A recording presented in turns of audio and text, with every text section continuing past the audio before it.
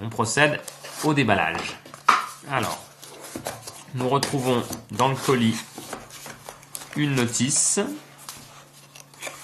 le File Hub que voici, et puis il y a un câble de recharge, bien entendu, du File Hub.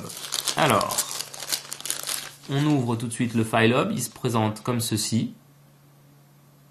Donc petit boîtier compact, léger, Ethernet, USB,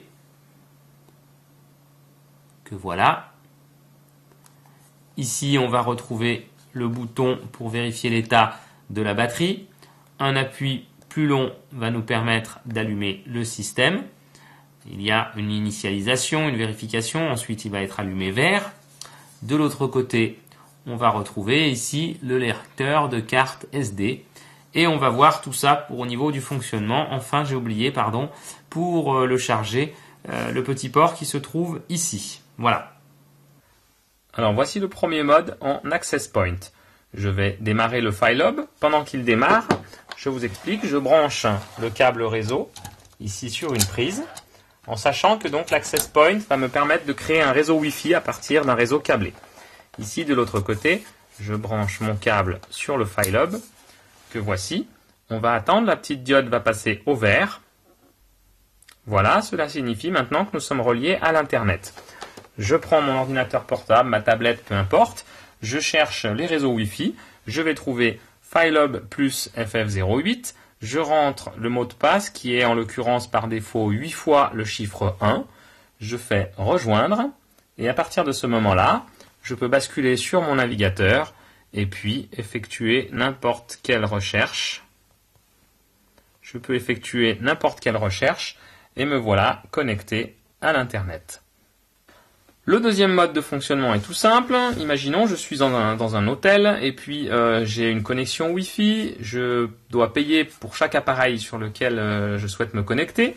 Je vais connecter le File Hub à ce réseau Wi-Fi et obtenir donc un réseau pour tous mes autres appareils. Donc on le laisse allumer. Vous allez taper ici l'adresse du File Hub, 10.10.10.254. On vous demande un login, un mot de passe, c'est admin. Par défaut, le mot de passe, il n'y en a pas.